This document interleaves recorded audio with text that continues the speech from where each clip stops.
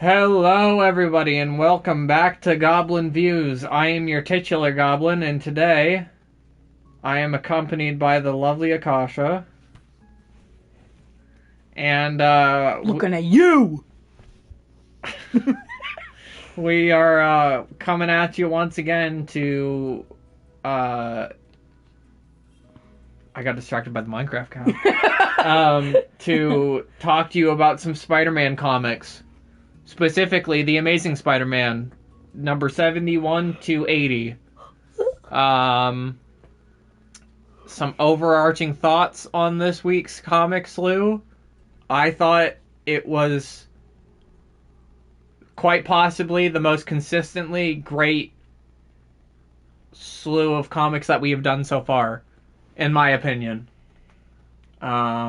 We're going to be building, we haven't talked about him yet, but we will meet him, the Prowler, so we're going to be making him for this week's review character. I should also check that the audio sounds well before we get well into it, so I'll do that.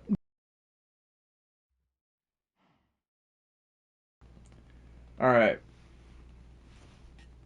So let's, do you have any thoughts about the comics in its entirety, or do you just want to get straight into it?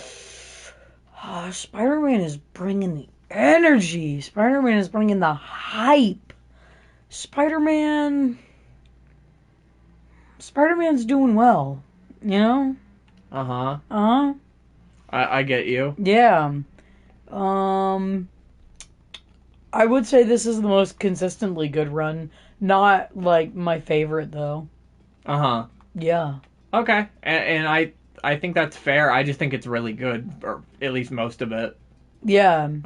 We start off again pretty early with another guest star, and I thought it was going to be really bad because the one with the guest star is not that great, but quite good.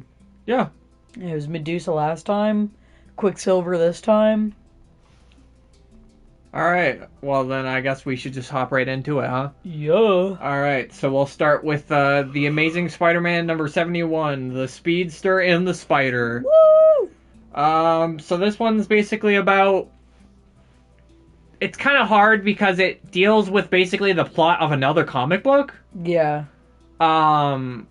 Two comic books, I think, they reference specifically. But, so, Quicksilver and Scarlet Witch, I think we all know them. Brother and sister, one of them's fast, one of them's the most powerful witch in the MCU. Basically, like, what is their excuse that they get? They don't even give one, I don't think. So we only can assume from context clues that they give is that Magneto, Like, brainwashed or blackmailed them or something. Something, like I said, they don't give you any explanation, so I don't know how to put it. Mm-hmm. I think I'm going to change the color of the blue. Okay. Because it doesn't look as accurate, but I don't know if there's going to be anything that's better. But they fucking crash land a ship in the Adirondacks. Shout out to all our New York fans. None of you. But fucked up to the one New York fan. they crash land in the Adirondacks after some fucking Avengers comic where apparently they had been working for Magneto a bit again, and now Quicksilver wants to prove their worth to the Avengers again by doing something heroic, which he plans that as being to catch Spider-Man and bring him into the police because Spider-Man's still wanted, and he's pretty not well liked right now because he just gave JJJ a heart attack. True, I forgot that was where we left off with last time, is that JJJ had a... They tell us that it wasn't a heart attack, it was just a strain. A fainting spell. Yeah, I wrote it down, heavy shock. He just experienced heavy shock. Mm-hmm. So basically, Robbie takes over the duties of the Daily Bugle for a couple comics here, while JJ's in recovery.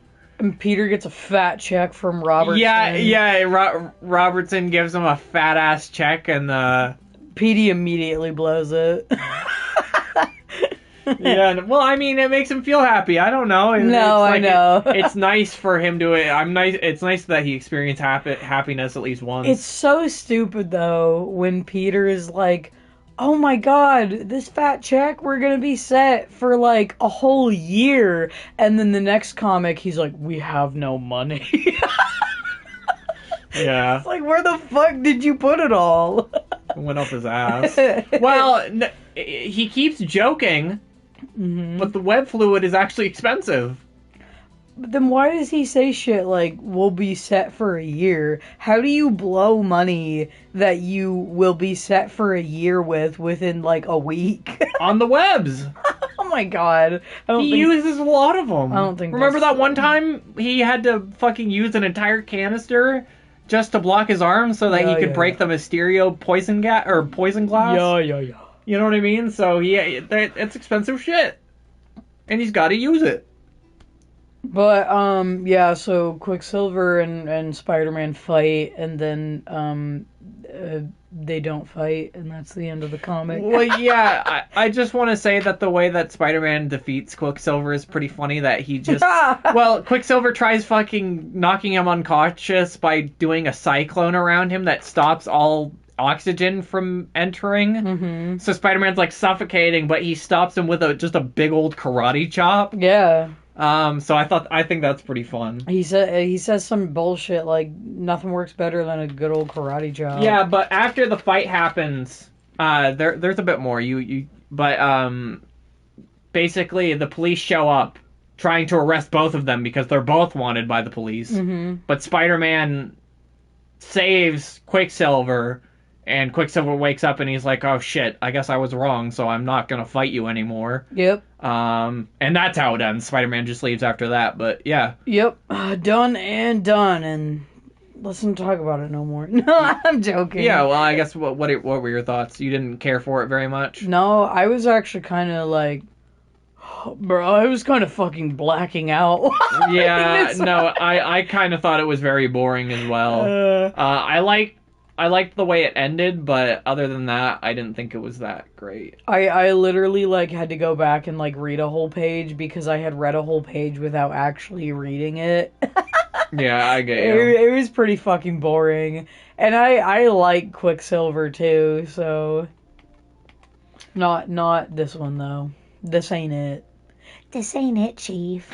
Alright, and with that, we move on to The Amazing Spider-Man number 72, Rocked by the Shocker. Yeah. This is the return of everybody's favorite bad boy.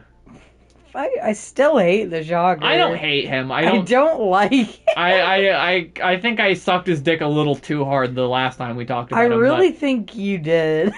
I mean, I always thought that, but... I think he's a fine character. Anyhow, would you like to start? Yeah, sure.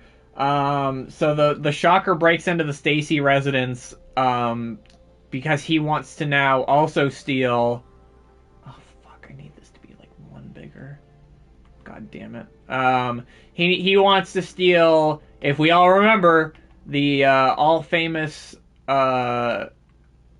tablet that Kingpin had for a while, was trying to unlock the secrets of. Shocker wants it now because he wants to sell it to the highest bidder, which he steals it. He knocks Captain Stacy out, but he steals it and he goes to try to sell it, which obviously doesn't work because why would anyone want to buy something that is hot? They put it as bluntly, something as hot as that. You know what I mean? Like as a legal item. Oh, damn, Gwen do be looking fine, though. I mean, yeah. Yeah. The audience can't see that, but yeah. Yeah, well, that's your loss. You go read the comics.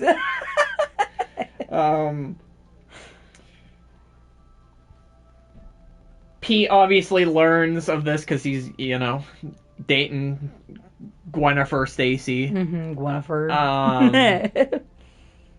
So he goes out as good old Spider-Man to try to find the Shocker, but Aunt May is leaving she's going on like another vacation because this bitch just can't handle anything. So she needs to go on another vacation. To Florida. Yeah, To Florida. yeah, she's gonna meet Florida. And he's gonna fuck her brains out. Anyhow. Yeah, but basically, Spider-Man does find the Shocker, but they tussle for a bit, and the Shocker throws Peter off a building, and he's basically, okay, this isn't worth it. I'm gonna miss Aunt May leaving, like, off the train, because that's how she's leaving. Yeah. But he gets thrown off and throws a handy-dandy... I kind of love the spider tracker, that it's, like, so prominently used. Mm-hmm. But yeah, he uses the spider tracker. Mm-hmm.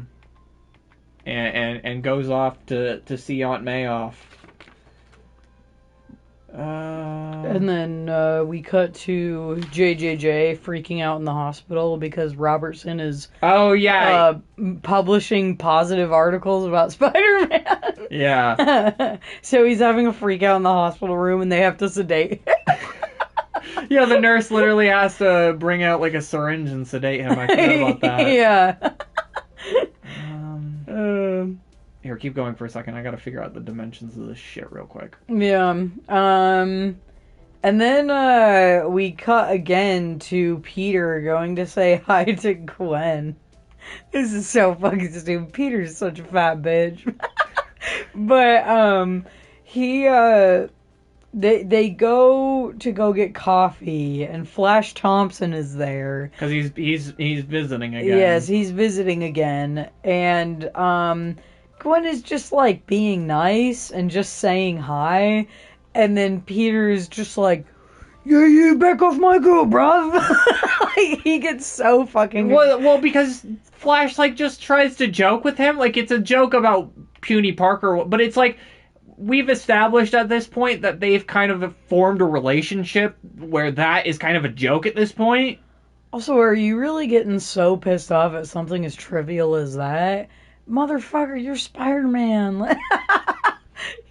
But, I mean, I know he's insecure about, like, how he's presented as Peter Parker, but it just really isn't worth it, and it just makes Gwen disappointed in him, because she's like, why the fuck did you have to do that? And she literally says, like, his behavior shows that, like, Flash is a man and Peter is a boy. That is such a fucking burn. It's fucked up, though. It is fucked up. Very demeaning, obviously. Yeah, but he kind of deserved it. Yeah, no, he's obviously being a big bitch. Yeah. So then he does that thing where he goes, like, I'm angry, I just gotta go hit someone. Yeah, he gets angry, so he goes out as Spider-Man. I love that's his, like, cooldown. He's gotta go out as Spider-Man and suck some dick for a bit. Yeah. Right, but yeah, Shocker is doing the robbery. Is robbing a truck with money in it or some shit. I don't know. Probably money. Well, yeah, because he just, like, fucks off about the tablet. Like, yeah. Or, yeah, because he hides it somewhere. Uh-huh. Yeah, he hides it. No one is going to find it until it becomes cooled down. Uh-huh. And then Spider-Man just randomly finds them, which always happens. I hate that. I hate that so much. Yeah. But yeah, and then Spider-Man pretty much defeats him by taking off his stupid, like, vibrano cuffs or whatever the hell again. Yeah. And the police come and pick him up, and that's the end. Yeah. Peter gets no pictures yet again. He's always forgetting to get those goddamn pictures. He really is. All right. All the time. What were your thoughts, though, on Amazing Spider-Man number 72, Rocked by the Shocker? I'm be for real with you. These first two, like, I was like, whatever. Yeah, no, talking about them now, these first two are pretty lame. This is your run-of-the-mill Spider-Man stuff. Nothing very interesting happens. The villains aren't that interesting. I mean, there's not even really a villain in the first one, which is fine. But yeah, they're both like on par with each other in my mind. Uh-huh. I didn't think there was anything quite special except for when Gwen just owns Peter. Uh-huh. That's all. What did I fuck up here? Oh. You got it. That looks pretty close, Yeah. right? Yeah. Or maybe... No. No, it looks good like that. Yeah, it does look good like that. Prowler's hard. He looks weird in the original costume. Well, he looks at just a lot different than... Because he's not, like, purple and... And the It's like colors... it's similar, but the colors are completely off. Mm-hmm. But yeah, I guess let's move on then to The Amazing Spider-Man number 73. The Web Closes. Mm-hmm. Where- This is where he gets good. This I fucking love this arc. I really, really do. It's surprising how good it is. I know, I thought this MacGuffin bullshit was really gonna piss me off, because it really is... Oh, with the tablet? Yeah, Well, you were saying last review that you were kind of excited for the prospect of what it could be. Yeah, but, like, it's not anything that interesting. Like, there's a million... In the long run, I think... Okay, the thing that happens is interesting. In the long run, it's not that interesting, because I've read a million stories where it's like, oh, this fucking object holds the secret, and they're like, oh, what's the secret? And then at the end they figure it out, and it's like what it is here. And so it's really nothing surprising to me, but the way it's executed is good. Are those good eyes? Yeah. Okay. And sadly, gonna spoil it right now, Moon Knight did not translate this fucking tablet. Oh yeah, there was no incorporation of Moon Knight in one whatsoever. Bullshit. Like Akasha predicted, so wah, wah. Alright, but basically Spider-Man learns that he goes to interrogate Captain Stacy, and he learns that not interrogate, obviously. Yeah. Shocker had a GF. Yeah, XGF. XGF, shockingly. Shockingly. And she lives on the other side of town, so Spider-Man goes there, and he finds her being roughed up by a man named Man Mountain Marco, who is not a right-hand man, but he's a top-level thug. That reminds me of that stupid app meme. level 100 boss. For the Magia, which we believe, like, isn't that, we said it's a real... No, it's not real. It's an organization in, like, the Marvel universe that I've only seen the Avengers fight so far, and they're like, it's like the world organization for every syndicate of the mob on the planet. Mm-hmm. Okay. Yeah. That's his claws. Nice. So, I don't know. What do you think? This looks pretty good, if I'm honest. It does look pretty good. You did a good job. Considering the colors. Yeah. Alright. Done? Nice, yeah. Yeah, done. Alright. It'll look good when the sun comes up. Alright. But, yeah, so the part of this branch of the Magia Syndicate, Mountain Marvel. That is his name. He's searching for the tablet because that's what they want. Yeah. For So- their leader. Yes. Yes. So basically, he ends up finding it and escaping with it only because he drops. They never give her a name, so I just have to call her Shocker's XGF. Mm-hmm. He throws her out a window, so Spider-Man obviously has to go save her and escapes with the tablet. Mm-hmm. Oh, okay. So we learn this part's so stupid, and it's only there so they can introduce another character that's within the Magia. But a guy named Caesar Cicero bails out a former Kingpin goon who's like a higher up named Wilson, which is funny that his name's also Wilson. Yeah. To translate the tablet.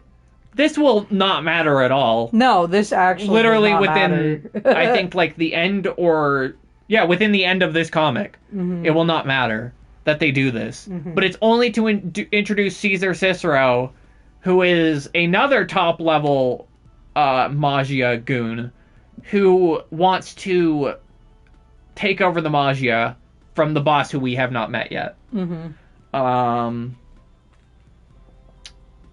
All right, let me see. I'm glad our kitties are not causing chaos in this review. Well, we're only 20 minutes in, babe. I know. Behind the scenes, though, you guys probably already know, but they go fucking nuts. Literally every was review. Or what? It was the Northman review that he knocked over the goddamn water. Yeah, that sucked. They're both sleeping right now, though. So we have a interesting moment. We go back to the Daily Bugle. Where we meet with Robertson, because obviously he's running the ship there. Running the shit show. Yep. I mean, it's not so much of a shit show they show with him running it, but... Yeah.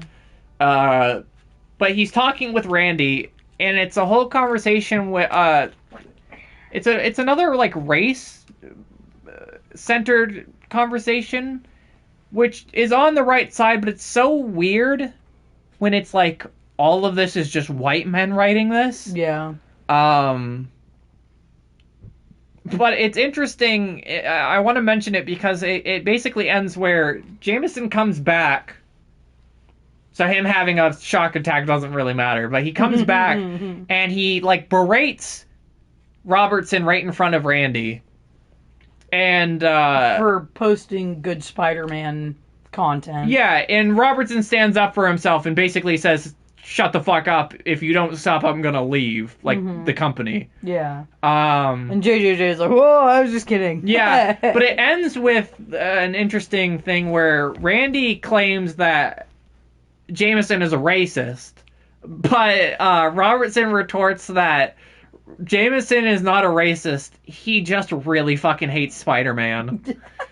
And it's true, because it has nothing to do with race. It's all Spider-Man. It's always Spider-Man. With Jameson, it's never anything to do but Spider-Man. But yeah, it's weird. I'm glad that is, like, kind of the last preachy moment we have. At least for right now. Yeah.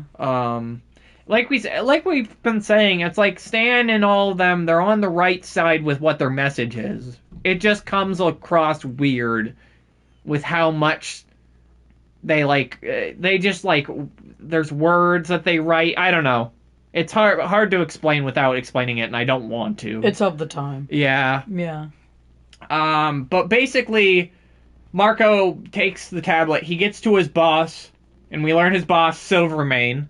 A very old... he's like the leader of the Magia? Not the leader of the Magia. He's like one of the leaders, though. He's like a leader of a huge sect. Yeah. Well, revealed in the next one, he formed the Magia. He made the whole thing. He says that. I thought he said this section of it. He doesn't say that. He doesn't specifically say, oh, I formed... he says the Magia I built from the... like, shit like that. So I don't know. It could mean that section of it. I guess, but why would you just refer to it as the whole thing? You know what I mean? It's just... I don't know. But basically, like we said, the guy getting bailed out of jail doesn't matter because it's revealed that Silvermane has kidnapped Dr. Kirk Connors and forced him to be at his facility to uncover the secrets of the tablet. Which, you're sitting there going, what?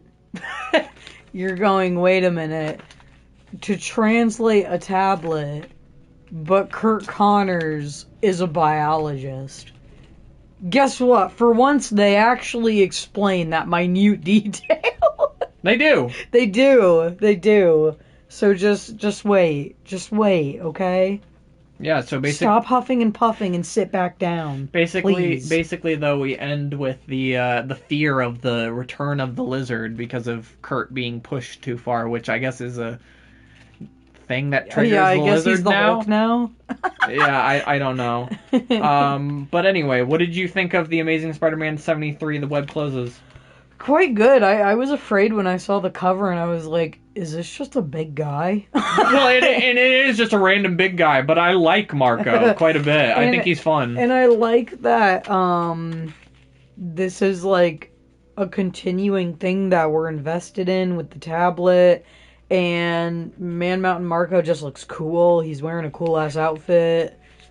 And they explain later, like, they kind of explain it in this one too, that, like, Spider-Man kind of gets his ass kicked because he's trying not to, like, get a woman hurt. Yeah. Which makes sense, because otherwise he would just kick this guy's ass no matter how big he is. Yeah.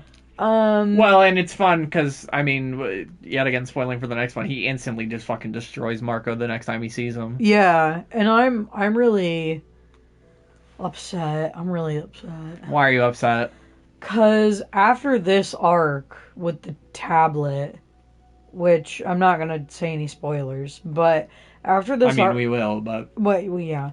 After this arc with the tablet, which I thought was, like, really good and had a lot of interesting characters and stuff, and a cool dynamic where, like, Cicero, wants to take over the Magier or whatever, Stan specifically says, we promised we weren't going to do any more multi-parter stories.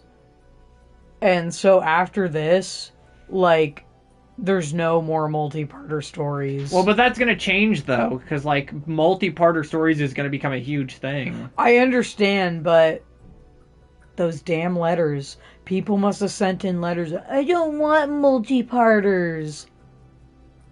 Snap your trap shut. I know this happened fucking 60 years ago, but snap your trap shut.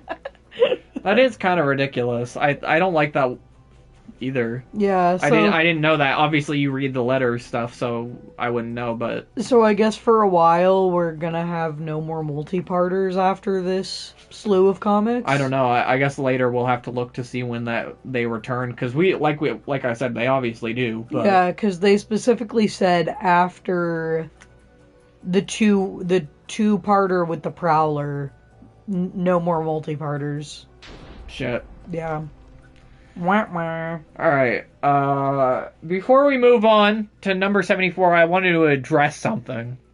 You might be thinking, Goblin, why is annual number 6 not a part of this review? Because it would come in this week. So, one, it's not available on Marvel Unlimited, so we can't read it. Two, I couldn't buy it. Well, I don't think there'd be much of a reason to. No. But two, I mean, we could have found some other way. But the reason we didn't read it is because we looked into it. It is just a retelling of Amazing Spider-Man Annual number 1, and we have already reviewed that. And you said it was another one too, right? His first meeting when with they met the Fantastic Four. Yeah. So, there would be no point in us redoing that, nope. Clearly. But yeah, that's all we have to say about that. We shall now move on to The Amazing Spider-Man number 74. Yeah. If This Be Bedlam. All I wanted to say, though, is it really sucks that now the Spider-Man annuals have gotten so horrible, like, they're not even reviewable. Like, why the fuck would we want to review the same story again? This is bullshit. And all of them up until... Well, and I mean, it doesn't return for, like, what did we say, like 10 years down the line? The annuals? Yeah. I mean, and clearly we're going to have, like, 4 months worth or something, but... they're all going to be... We're not going to be reviewing anymore until for a while. Number 10. Yeah, which isn't going to be for a while. Yeah, because number 10... is the next one that is not a retelling of something we've already But it's also covered. not for a really long time, so... Yeah. Whatever. Whatever. They mostly were not very good anyway. It's kind of a shame because they were picking up in quality, but you know, not much you can do. Oh, they're up. All right, let's get this done then. Yeah. All right. So obviously we have Doc Connors being trapped, but not only is he trapped, his family is also being held in captivity. By Cicero in another building. Basically, Spider-Man reads in the paper that Cicero bailed out Wilson, which I guess that's why it matters, so Spider-Man can read this in the fucking paper. But he learns this, goes to interrogate Cicero, and just happens to run into all of the goons that are holding Miss Connors and Bobby Connors captive. Yeah.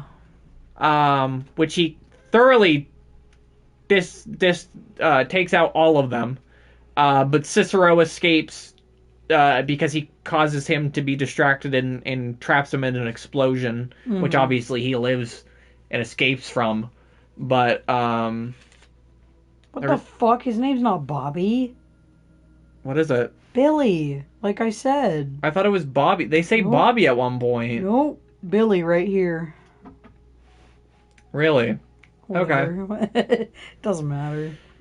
Billy Connors. Whatever. But basically, Cicero decides to drive the family back to the building with Silvermane. Which pisses off Silvermane. Well, for obvious reasons. Why would he want Spider-Man brought back? Because obviously Spider-Man's going to follow Cicero. And also, he doesn't want Cicero to keep making decisions over his head. Yeah, which he keeps doing because he wants to take over or whatever. Yeah. But Spider-Man searches all night long, trying to find where they could be, to no avail. He decides to go to school, where Harry unveils a Fu Manchu. Yep. Yeah, Harry grew a Fu Manchu. It doesn't look bad. It doesn't look bad. It actually kind of fits his face. It's funny. But Peter basically leaves school early, not being able to get Doc Connors out of his head. Yeah, and he pisses Harry off because he doesn't compliment his Fu Manchu. Well, it's because he's always absent. No, you know what I mean? know. Which has always been a problem to Harry, at least. Yeah. Gwen understands that this is just a thing that Peter does. Yeah. At this point. Yeah. She wants to know, which later on she wants to figure out why he does this, but basically Doc Connors unlocks the secrets of the tablet, which are a serum. Yeah, so the hieroglyphics are not actually like a language. It's like biological and chemical symbols. Yep. So, Which they explain that Silvermane knows basically a lot about the tablet because of his home country, talking about it a lot. And he has a very firm idea of what it does, which is basically the fountain of youth. Yes. He slams down the potion. Hell yeah. And wakes up younger. And that's where we end 74. So what did you think, Akasha, of The Amazing Spider-Man number 74, If This Be Bedlam? Still quite good. I mean, it's like the same thread, and I like the thread that's going. Well, it's just so shocking because I didn't like when the Crime Master was there. Yeah. You know what I mean? I didn't care for that because he was just a random character that showed up out of nowhere. He was no one important to the story, and these characters are not important to the story, but I like, and especially with what happens in the next one, I just like the progression and the arc it's a good. The end point is definitely what ties it all together. Yeah. And I think, but it is kind of amazing that last panel where like he's young again. Yeah, he's just and he looks powerful. Yeah. He kind of it's funny. He looks like young Vincent McMahon. So imagine old Vincent McMahon drinking a potion that turned him back into old or young Vincent McMahon. So now he's all powerful again. Yeah. But yeah, do we want to move on then? Yeah. All right, and now we're talking about The Amazing Spider-Man number 75, Death Without Warning. Very dramatic title for a death that has no consequence to the greater plot, but Yep. it has consequence, I guess, to Peter Parker's psyche. Mm-hmm. So Spider-Man, Yeah, they really fucking try to hand this cover up like someone important someone dies. important died. Well, yeah, 'cause Spider-Man's like, oh. Yeah, and I saw that cover and I was like, I know nobody important dies. I don't know. I was thinking, oh, maybe Captain Stacy. You know, I don't know. But yeah. So Spider-Man learns of where the HQ of where Silvermane is after dangling two random dudes out of the window. And Yeah. I have a theory. Okay.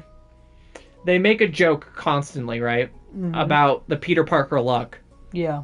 And how he's just unlucky. He has no fucking luck at all. Because he Yeah. can't do anything right. Yeah. But I think, and maybe this is just true, they purposely make Spider-Man lucky. He just finds things all the time.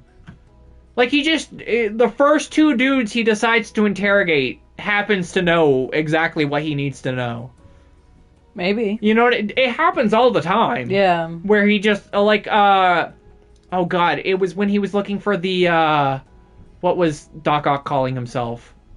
The master planner. Yeah, master plan. When he was looking for the master planner, underground place, and he just swings by a place, all of a sudden his spider sense goes off, and he's like, oh, there must be something underneath me. Yeah. You know what I mean? Stuff like that.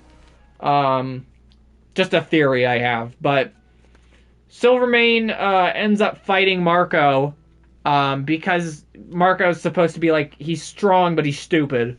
He gets tricked by Cicero into believing that it's not Silvermane and that Doc Connors has like fooled them and is trying to like escape somehow. Mm-hmm. But Silvermane quickly overtakes Marco, and Marco is even so far to convinced because he watches Silvermane de-age further into his like 30s, because he was like 80 to begin with. He de-ages to like 40, and now he's like 30. Mm-hmm. But basically Marco's just like, yeah, you're Silvermane, dude. He's kind of like terrified. Like I imagine watching someone de-age so rapidly would be scary. Yeah. But Doc Connors takes this whole opportunity to escape. But as he escapes, he just fucking turns into the lizard. Yeah. Poor fella. Poor fella. But Big C and a group of goons go into the room. Spider-Man, I forgot to mention, he like bursts in, knocks out Marco, and starts fighting Silvermane. Mm-hmm. Which he kind of takes him out a little bit too. Witnessing him become 20 years old at this point. Mm-hmm. And you can kind of see where this is going, maybe. I mean, as the reader, you're kind of like, oh, okay. But Spider-Man's now fighting, or like has kind of subdued Silvermane when Cicero, the Big C as they call him, bursts into the room with goons and guns, and he's gonna kill Silvermane once and for all. All these S names, Spider-Man, Cicero, or not S, but yeah, you know. He's gonna take out Silvermane once and for all and take over the Magia. But he's fucking terrified when he witnesses Silvermane go from 20 years old to becoming a young boy. Within seconds, it seems like. Or at least like a minute, at least. You know what I mean? Yeah. So he fucking like kind of runs in terror. Spider-Man defeats all the goons. And Spider-Man watches Silvermane as a boy run away, like hiding his face. And Spider-Man watches him in fear hide in a corner and then de-age so fast that he ceases to exist. Yeah. It's so fucked up. It is so fucked up. It's really messed up, and it's shocking. Because it's just an idea where you're like, holy shit, this guy just doesn't exist anymore. Mm-hmm. Oh, excuse me. Bless you. But Spider-Man quickly, it does traumatize him. He there's a whole panel where there's like swirls around his head because he's just like fucking traumatized by what he saw. Yeah. But he snaps out of it. He goes and saves the Connors family, but they realize Kurt's gone, so they instantly are like, oh shit. The lizard. The lizard. And they are clearly correct because the lizard has left the building. But yeah, what did you think of the Amazing Spider-Man number? Excuse me, I have so many hiccups today. Number 75, Death Without Warning. What did you think? It's really fucking good. Like the fighting is all good, and just him de-aging throughout the comic. Well, you start to quickly piece it together. Like, the second you're like, he's 40, and then you're like, okay, he's 30, and then you're like, oh, he's 20. Yeah. And then by that point, you're definitely like, okay, he's just going to... Well, I thought what was going to happen, honestly. I didn't think it was going to go so far as to say he doesn't exist. I thought he was going to stop at being a baby and have to be reborn. Like, you know what I mean? Like, be a baby and grow up to be an old man again. Yeah. Which would be an interesting concept that maybe he could come back at some point. I don't know. As like a young boy who's like a supervillain or something. I don't know. But I really thought it was good. Up. Yeah, no, it is fucked up. There's like a panel where like he's laying there like as a teenager, just like looking tired and like defeated with the thought of what's happening because he knows what's happening, and it's kind of actually horrifying. Yeah. But yeah, do we want to move on then? Yeah. Yeah. Yeah. No. All right. Fucking ready for this. The Amazing Spider-Man number 76. The lizard lives. He's alive, and he looks more like an alligator than ever. They changed his design again, and I don't like it. And they'll do it again. Yeah, they most definitely will.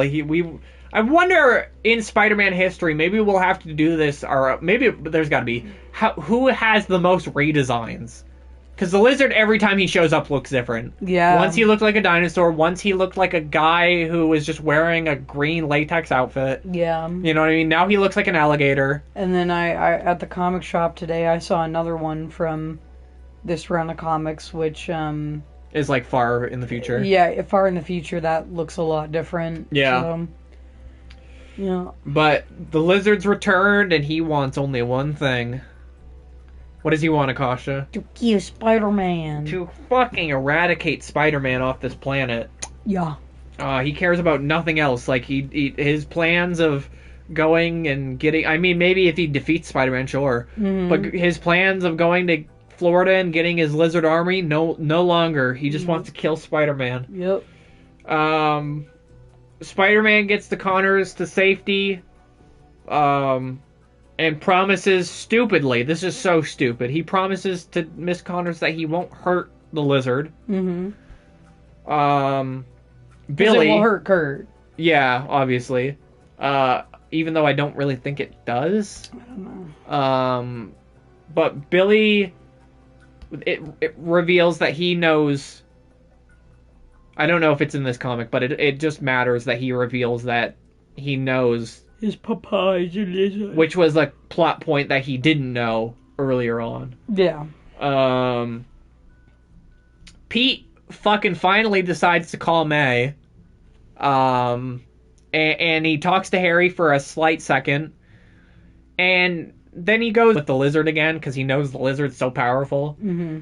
But he meets with Gwen, and he promises her, which this doesn't happen, but he promises her that he'll tell her that why he disappears all the time. Yeah. Which he never does. And I was like, where the fuck do you think this is going, Peter? Like, yeah, well, it's because Gwen fears that he's seeing another woman, which obviously he isn't, but obviously he dips out of dates all the time and he just disappears randomly, so I mean, she has fair reason to speculate.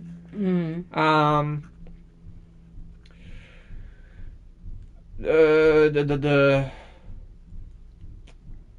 Oh, yes, but Peter hears of the lizard causing chaos, obviously to draw Spider-Man out, and fucking gets annihilated by him. Like, so hard. Yeah. Because of his stupid promise he made. Mm-hmm. But, thankfully, in his defeat, he gets saved by a certain someone. Who does he get saved by, Akasha? The Human Torch. Yeah. So, even though he doesn't want to be saved. Well, he doesn't want to be saved more specifically because he doesn't want Johnny to be there. He doesn't want anyone else to fight him because he knows he can't. He doesn't want to hurt him. That's like the whole thing. Yeah. So if someone else is there, they're going to hurt him, which Johnny plans to full-heartedly. Yeah.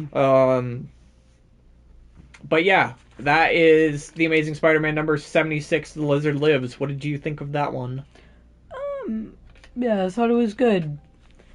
I like that the focus is now just like they've had 2 battles and Lizard is just like, I'm not doing this lizard bullshit. I literally cannot do anything till I defeat Spider-Man, and also I just really want to kick the crap out of Spider-Man. Yeah. Well, I like the comic. I do hate the stupid promise he makes, though. It's so dumb. Like, you have to just beat him up, and then it'll turn back into Kurt, and everything will be fine. Yeah. You've done it before. You've done it twice. Like, why is it different now? Especially when he almost killed you both times. Yeah.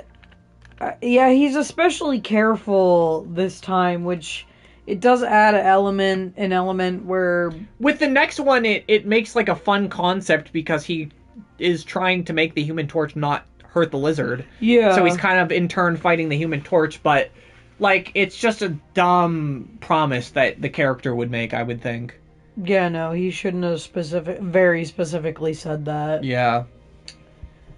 Yeah. Anyway, do we want to move on? Oh, yeah. Alright, so on to The Amazing Spider-Man number 77, In the Blazes of Battle. The Human Torch begins to fucking destroy the lizard. It's just in the blaze of battle. In the Blazes of Battle? In the blaze. In the Blaze. Yes. In the Blaze of Battle. Yep. Whatever. The Human Torch begins trying to fuck up the lizard, even though Spider-Man really doesn't want him to. Mm-hmm. He says, "Go the fuck away, Johnny." Yeah, I mean, get out of here. He tries webbing him up, talking to him. Mm-hmm. It doesn't work because the lizard just keeps trying to beat the shit out of both of them. Mm-hmm. And the Human Torch is like, "Why are you being like a dumbass? Just let me beat him up."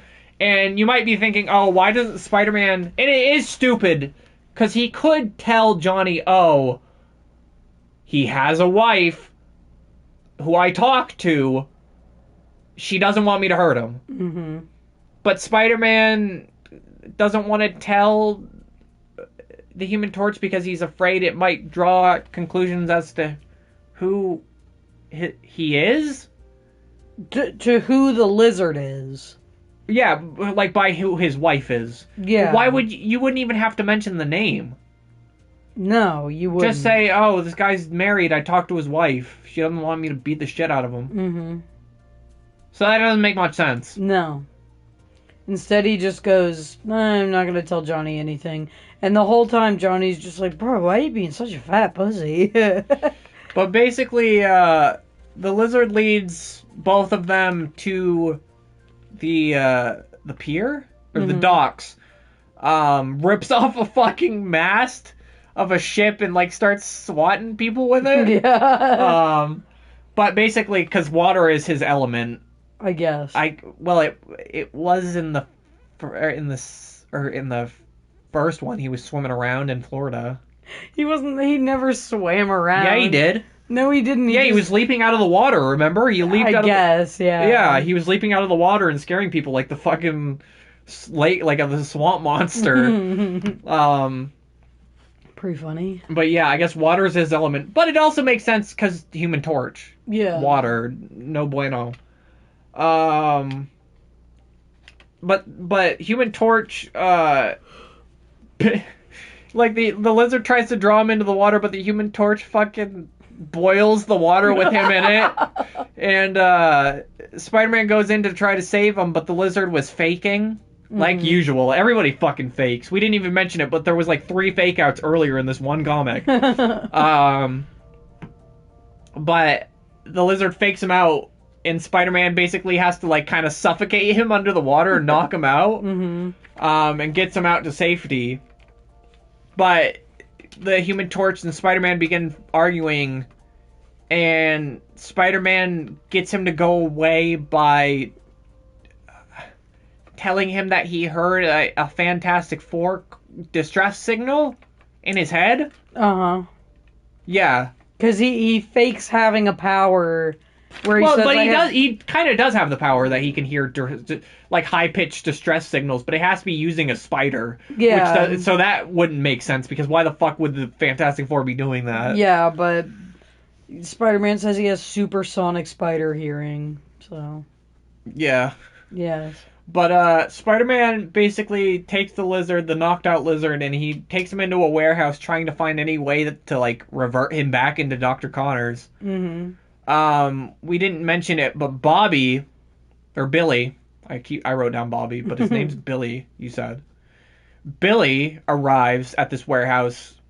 I don't know how he finds Spider-Man. I guess maybe following the commotion. It's because Spider-Man is calling him Bobby in this one. His name is Billy, though. See, I told you, so I wasn't wrong. But his name is Billy. No, but it's just a misprint. I'm saying, specifically when I wrote his name was during this bit, so... Yeah. But Billy finds them, and the lizard wakes up and starts, he like, tackles Billy, but he doesn't attack him.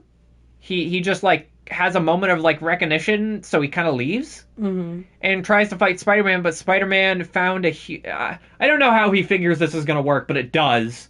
He finds a big... Hold on. Yeah. He smothers him in powder.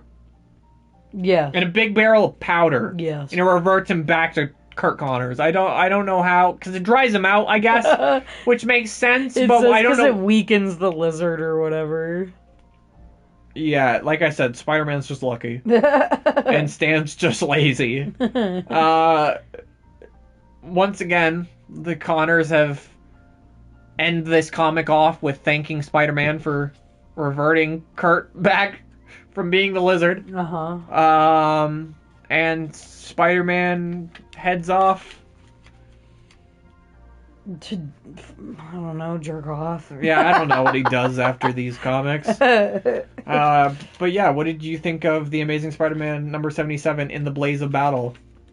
Oh, I liked it better than the other one. Yeah, I liked it quite a bit. Yeah, I think the whole, yet again, the promise, and then also Spider-Man not telling the Human Torch at least something is stupid. I was kind of like on this one, well, we're already in this kettle of fish, which the other comic opened up, so I don't really care anymore.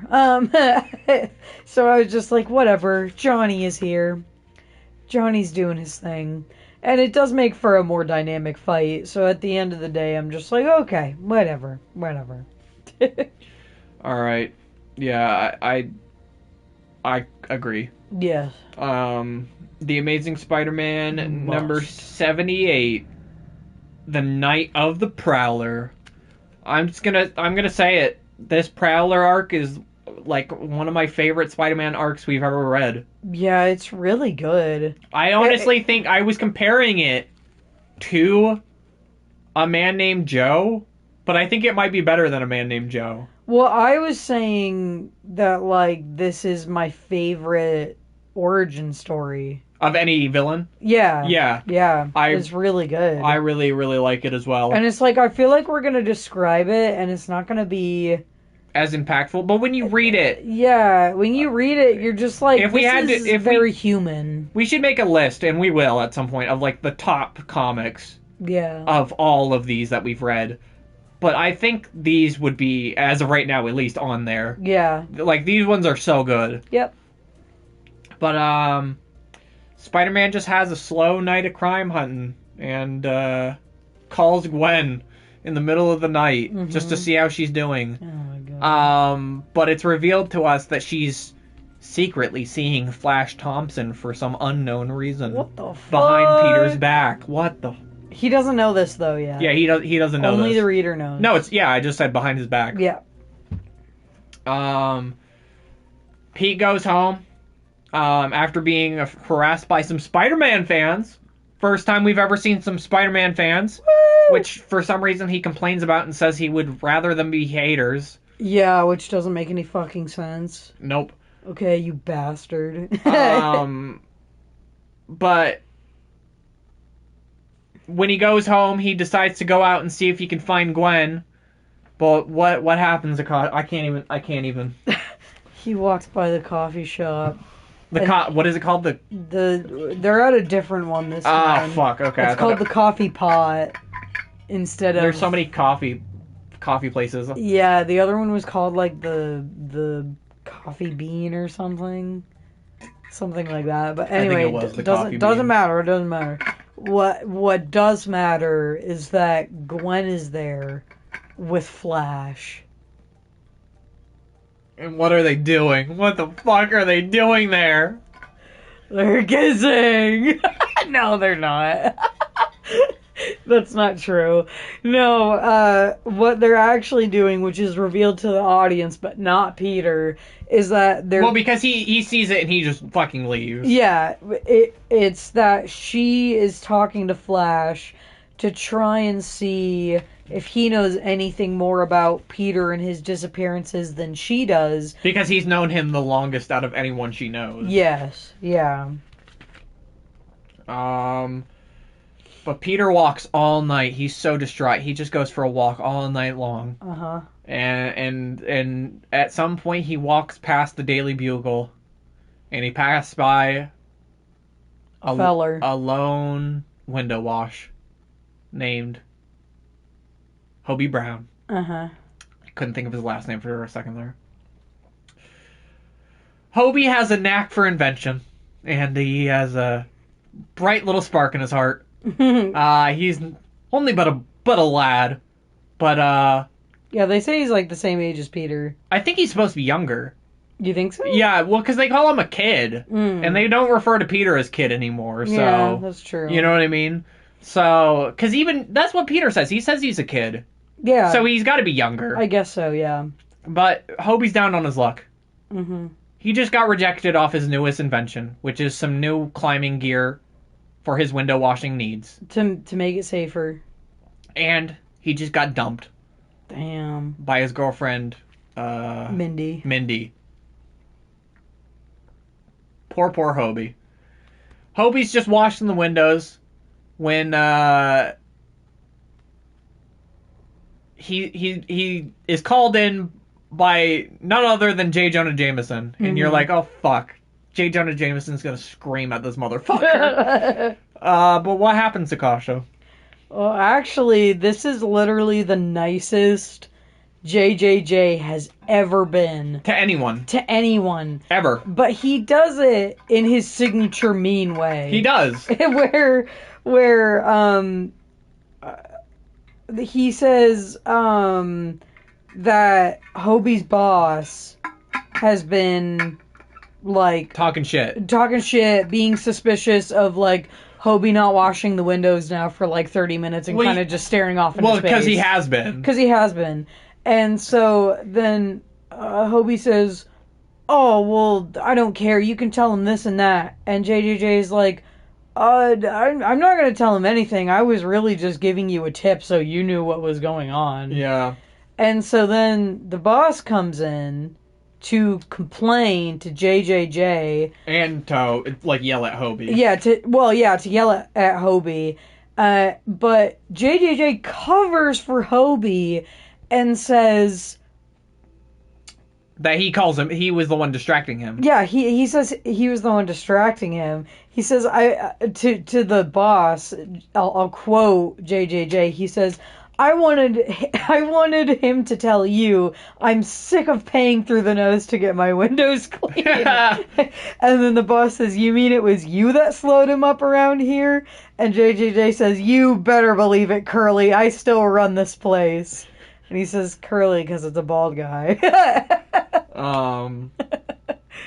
But Hobie still quits because he doesn't want to take any more shit from this dude, which fair enough, because even they allude to him being racist. The boss, yeah. Yeah, the boss, not Jay Jonah. Yeah. Yeah. They allude that the boss has always been hard on Hobie because the boss is racist. Yeah. And Hobie is black. Yeah. I don't think we said that. Yeah. But yeah. Well, I guess the Prowler. Well, he's not. It's not the same character, I guess, because it's usually So it's usually Aaron. Yeah, so. But Hobie Brown is also a black man. Yes. Mm-hmm. But basically, he goes home, and he's like, "Fuck it, I'm tired of people not noticing me. I'm gonna become a supervillain." Yeah. And he fucking makes the coolest ass outfit. I mean, our little Minecraft thing, it's cute, but it does no justice to how fucking cool he looks. He's got claws on his fingers. He's got little boots that shoot fucking smoke. Yeah, they do a whole pinup for it in the middle of the comic. Yeah, he just looks so cool. Yeah. But basically, he's gonna go out and he's gonna steal. But what's fucked up is he decides he's gonna go steal from the Daily Bugle. Yeah. The place that is owned by the man who just defended him from a racist. Yeah. Not like he owes him, obviously, but it's like, why not just rob another place? Yeah. Well, he says he's looking for publicity because he wants to be noticed. No, I know, but the Daily Bugle would cover a supervillain no matter what. Yeah, I know. Yeah. But anyway. Peter's there. Yeah, Peter's there to ask for money.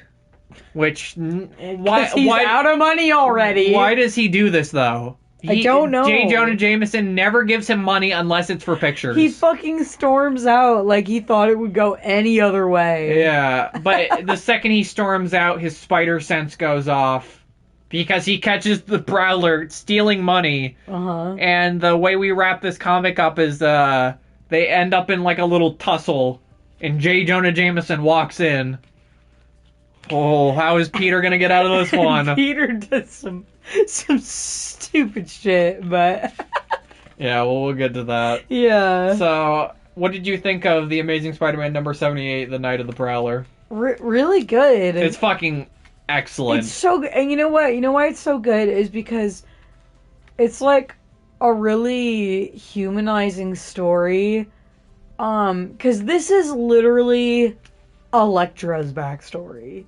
Like, this is literally, except for it's not an accident, but it's just like some...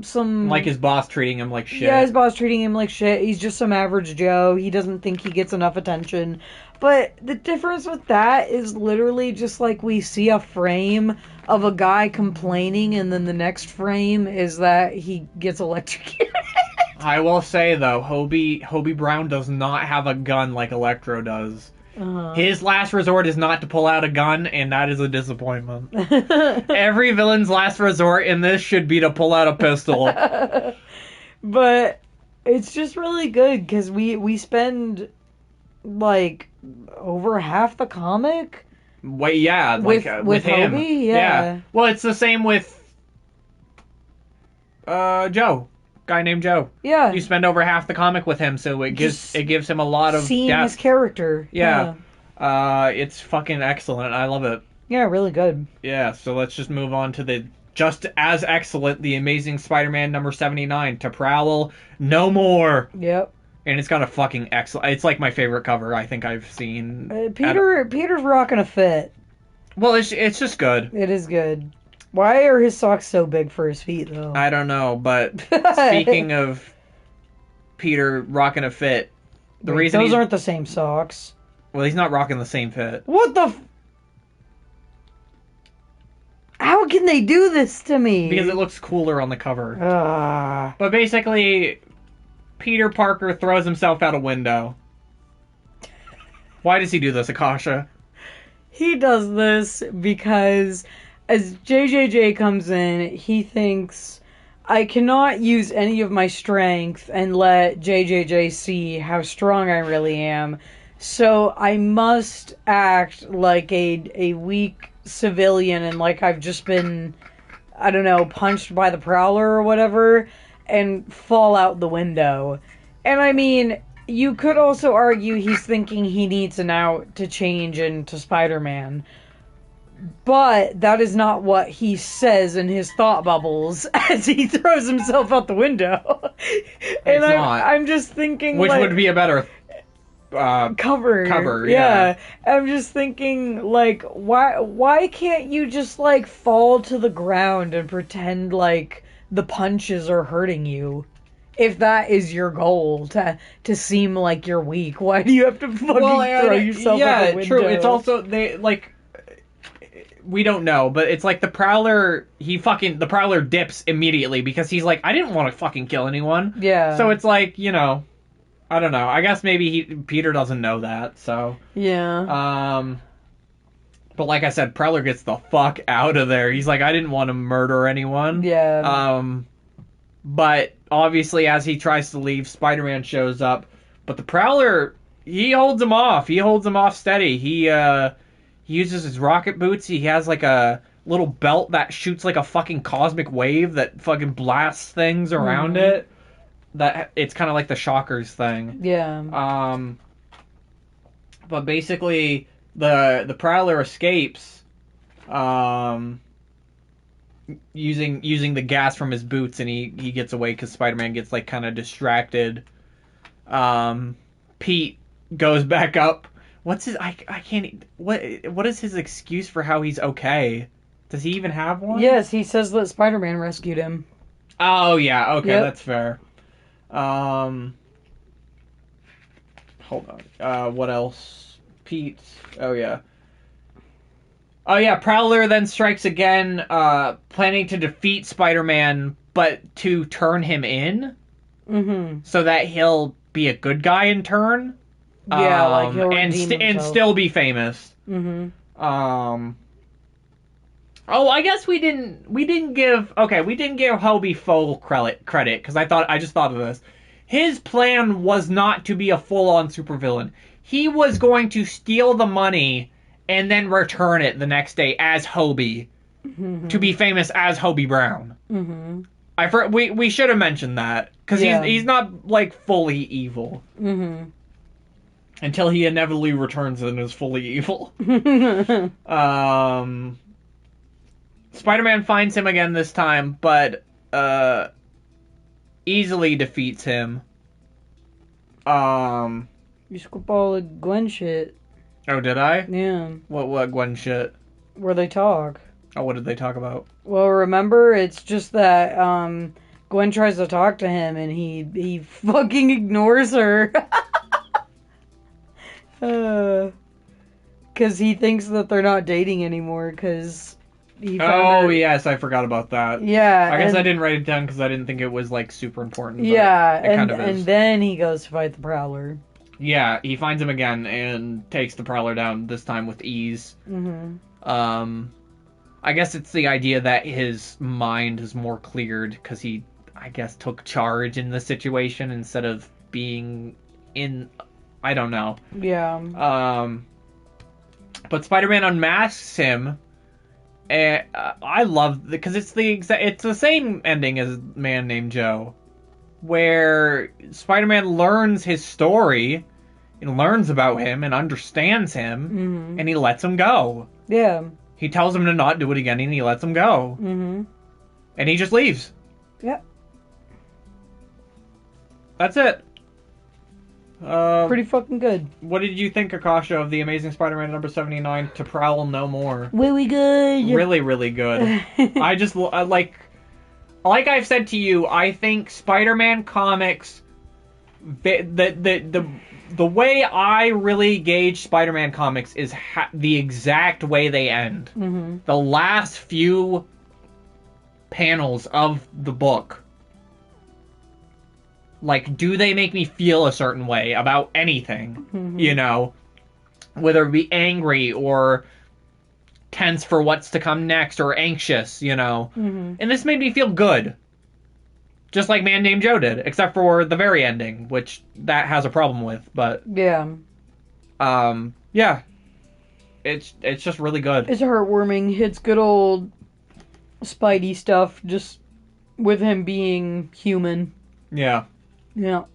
Alright, on to The Amazing Spider-Man number 80, On the Trail of the Chameleon. Mm-hmm. This is the best chameleon outing ever. Mm-hmm. It's only the second one. No, it's the third one. Oh, yeah, you're right. First you're right. one with the with the Fantastic Four, but Mm-hmm. if you remember, we saw him in the first issue, and then we saw him in, I think it was like 34 or something with Kraven. Yeah. Or 24, something like that. But Yeah. yeah, the first Kraven issue where he disguised as another Kraven. Mm-hmm. But yes. Pete's home, and he gets a knock on the door, and Harry and Flash walks in, and some drama occurs. It's good drama, though, in the end. It's good drama, Mm-hmm. but Peter loses his fucking cool. He really does. He starts fucking lifting Flash up to beat the shit out of him, and then Flash is like, wait a minute. He says, I just came to tell you, I was literally only talking to your girlfriend because she's worried about you. And Peter goes, oh, okay, I'm gonna call her and we're gonna have a date. And then Flash and Harry walk out. Yeah. End scene. But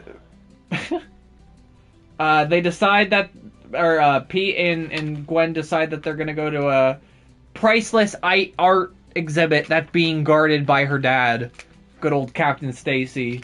Yep. And they go there, and Captain Stacy steals a couple priceless paintings. He goes into a back room and he pockets a couple paintings for himself. Mm-hmm. And when he's caught up with, everybody questions him, and he's like, I have no memory of anything. Mm-hmm. He feels like he's drugged. He's like, I've been home the entire time. Yeah, well, they go to his house. Yeah, they go back to his house, but he reveals that he feels like he was drugged, and that he doesn't have any memory of what's happened. Mm-hmm. Obviously, we learn it was the Chameleon, Yep. title of the goddamn comic. Yep. And Spider-Man, being a fucking genius, I'm so glad this happens, instantly also figures out that it's the Chameleon, because he's like, who the fuck else could it be? Mm-hmm. And Spider-Man does another genius move. I love this comic. He goes to Robertson, and he asks Robertson to put a shipment of cash on the front page of the paper, because he knows the Chameleon will show up there to try to steal some cash. Mm-hmm. Like, no shit, because he's a bank robber. So, this becomes like a big event now, because the Daily Bugle has posted it on its front page, because people are now like, why is this on the front page? It must be important. So a lot of people go there, and Peter's there taking pictures, start scanning the crowd, making sure that he's analyzing all the faces that are there. Mm-hmm. And he goes off, disguises himself as Spider-Man, and then the trade-off starts beginning. And he bursts into the trade-off, not really knowing what to do, because his plan is, he goes, I've caught you, Chameleon. And then there's just, like, silence. He hopes that, like, he's gonna scare the Chameleon, but he keeps saying, I've got you, there, I'm getting you. And all the guys are like, Spider-Man, you're fucking crazy. And he even goes up to one guy and tries to fucking pull like his mask off, but it's just skin. Uh-huh. And a cop goes to arrest Spider-Man because clearly he's just being fucking psycho. Mm-hmm. But the cop gets held up by J. Jonah Jameson, who just tries to be like, shoot him, because J. Jonah Jameson needs to be extra about fucking everything. Mm-hmm. But you want to talk about what the cop says to J. Jonah Jameson? he says he has a few choice words for him. What does he tell him? So J. Jonah says, shoot him, you fool, shoot him, you may never get another chance. The cop says, how can I with you standing in the way? And J. Jonah says, don't try to blame me for letting a killer get away. Do you know who I am? And the cop says, I was hoping you'd ask. You're a loudmouth, beetle-brained, chicken-livered nincompoop, and that's only the beginning, flathead. Yeah. But basically, gathering his wits, Spider-Man goes to the top of the building and he starts analyzing the crowd again. Because he's like, I really fucked up and I need to find the chameleon because this money is going to get stolen. And lo and behold, he looks at the crowd and who does he see, Akasha? He sees Peter M. F. Parker. He sees Peter M. Effing Parker. How Peter Parker dare know? So clearly, he leaps onto Peter Parker, aka the chameleon. And everybody tries, like the cops try to fucking ply him off, and so do a bunch of civilians, thinking that he's like beating up a fucking random civilian. Until the chameleon as Peter Parker throws a fucking grenade. At J. Jonah Jameson. Yeah. That'll blow your cover. Which Spider-Man webs up, obviously. But Spider-Man tosses him out of a car that he tries to escape with and pulls his mask off and... Do you want to talk about the very, very end? So he pulls the mask off, and it's the chameleon. And the police are like, so Spider-Man, how did you know that Peter Parker wasn't Peter Parker? That's my secret, sweetie. Okay, so everyone knows Spider-Man is Peter Parker now. Come on, I know he's saying like, oh, it's my secret, but he's also literally saying that is my secret. Yeah. It's so dumb. It's just so obvious. It's like, how could the police not eventually put 2 and 2 together about that statement and about what the fuck just happened? Come on. Captain Stacy would have a lot to go off with that. No, that was quite good, but I'm really fucking nervous looking at the bottom of this and seeing the coming of the kangaroo. For the next one, yeah, I have no idea. I think we're gonna get it back into some weird territory where we don't know, like, random-ass villains that will never show up like again. The fucking kangaroo. Yeah, so what did you think of the Amazing Spider-Man 80 on the Trail of the Chameleon? Oh, like the Joker? Yeah. I thought it was quite good. I fucking hate the chameleon. But I thought... He's kind of barely in it, though. Yeah. I thought this was good, though, with... Especially the plot twist at the end where he's disguised as Peter Parker. Yeah. Yeah. And it is really funny, the scene where he's in the room and just being like... Chameleon! I've got you. Roll call chameleon. Yeah. Yeah, no, I really liked it, and I liked that he fucking figures his shit out with Gwen for the 1,000,000th time. The thing is, though, with this, like, that was our problem with the Betty Brant stuff, and it's kind of annoying with this, but with this, it kind of feels more grounded and realistic, where it's, like, more a problem that Peter is absent instead of, oh, Peter is a daredevil. He puts himself in danger. Yeah, the reasoning is better. Yeah, the reasoning is a lot better. But, yeah, I think that's gonna do it then. Yeah. I had a really fun time, and we're gonna see you guys, Sunday. I know this was a day late, but... Sunday. Yep, Sunday. We shall see you. Thank you so much. I love you all. Bye bye.